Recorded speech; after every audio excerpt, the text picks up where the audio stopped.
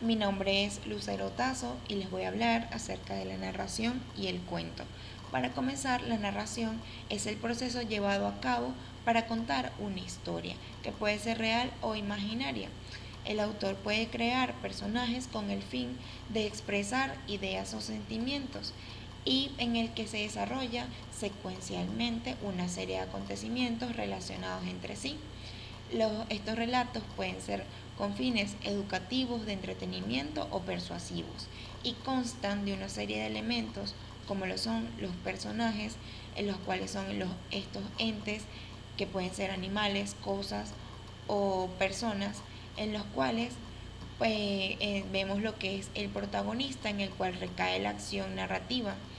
los personajes antagonistas, los que se oponen a las acciones realizadas por los protagonistas, y los personajes secundarios, los cuales son estos terceros personajes que tienen una influencia en el desarrollo de la trama y van a tener importancia o no dependiendo de su relación con la historia. Estos personajes son los que permiten que la trama tenga un avance y un desarrollo. Para proseguir tenemos las acciones. Estas son las llevadas a cabo por los personajes, las cuales van a tener un planteamiento en los cuales se dice quiénes son los personajes, en dónde se desarrolla y cuándo se desarrolla la historia. Para proseguir tenemos el nudo en el cual se desarrolla la problemática o las acciones realizadas por los personajes y el desenlace o final en el que se concluye la historia y se ve generalmente la resolución de los problemas que enfrentaron los personajes. Luego tenemos el tiempo, este es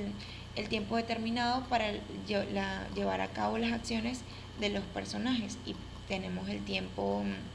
de historia, es el cual se organiza la secuencia de cómo va a narrar el autor este relato, en el que puede tener variaciones como lo son la retrospección, en el que narra fragmentos de la historia que no se conocían del pasado, o la anticipación en el que se incluyen partes futuras de la historia que todavía no, que asombran y causan curiosidad al oyente o lector, y o elixir en el que se omiten pedazos de la historia para acelerar que sea más rápido el desarrollo. También tenemos lo que es el tiempo narrativo, el cual va a ser determinado mediante el verbo temporal que utilice el autor para narrar la historia. Y tenemos lo que es el narrador. Este es el que va a estructurar el relato y mediante el cual puede ser el creador de este relato imaginario o un testigo de un suceso real que va a tomar su punto de vista para contarlo. Y tenemos el espacio, que es el lugar en el que se desarrolla o los lugares en los que se desarrollan los hechos, y pueden ser apenas mencionados en la historia o también pueden ser descritos de una manera específica en los que el lector o oyente puede imaginarse en dónde ocurrieron los hechos. También tenemos lo que es el cuento. Este es una narración breve de fácil entendimiento, y tenemos que en los tipos de cuentos, los populares y los de literatura. En los populares tenemos los cuentos de hada, las fábulas, los de costumbres, y se diferencian entre sí debido a que los cuentos populares suelen ser por autores desconocidos y de tradición oral, mientras que en los literarios suelen ser por autores conocidos y provienen directamente de la escritura.